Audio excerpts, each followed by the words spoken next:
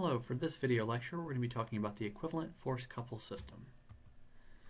So any set of forces, no matter how complex, has a single force and a single moment or couple that is statically equivalent to that original set of forces.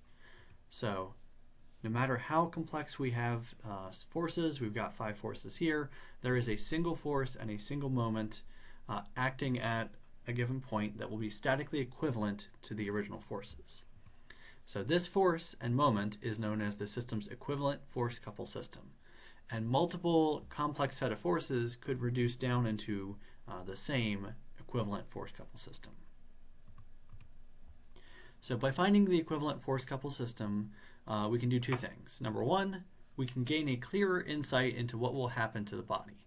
So over here I've got a helicopter. I might have the force of wind, the force of the tail rotor, drag from the blades. I might want to know what's going to happen, and if I found the equivalent force couple system, I could find the overall direction this helicopter is going to be pushed, as well as the overall kind of twist that I'm going to wind up between the rotor and the drag on the blades.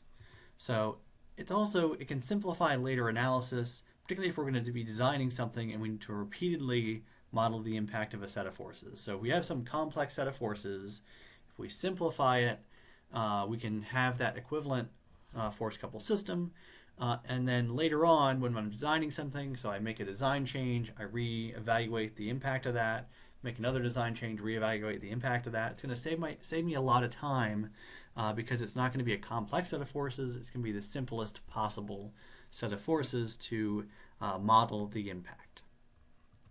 All right, so finding the equivalent force couple system. How do I find this single force and single moment? First, choose a point you want to find the equivalent force couple system about. This could be something like the center of mass, or it could be about something like a joint or some other kind of fixed position. So here I'm just going to pick the center point, which would be the center of mass. So this can be any point, but the resulting force couple system is only going to be valid at this particular point. So you do want to be careful in the point that you choose. So next up, you're going to resolve each force into a force and a couple about that point. So we talked about this on the previous page, but we're going to take the forces. So F1 gets moved over. I get F1 equivalent and M1 equivalent. Same thing with F2 and F3. I'm kind of resolving all of those forces to be about the center point. All right, so now I've got all of my forces at the center point and all of my moments about that center point as well. So to find the force in the equivalent force couple system, we simply add the force vectors here. So F1 plus F2 plus F3, that gets added together. So these are vectors. Make sure you're adding the vector quantities. And then next up we have the moments. So in 3D, the moments would be moment vectors. In 2D, they're just clockwise or counterclockwise. Simply add all those moments together and we wind up with a moment equivalent.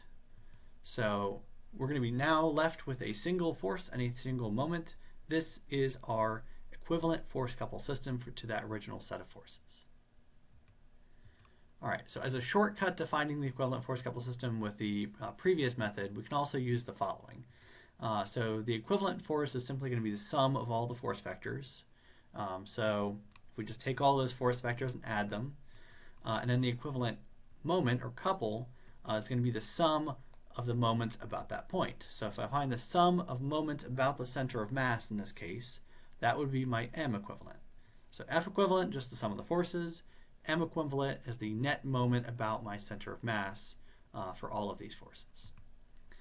And I do want to include any moments that are directly applied to the body. So if I have a torque directly applied to the body, I'd want to add that to the moment as well. All right, so that's all I have for today's video lecture. Thank you for watching, and I hope to see you again.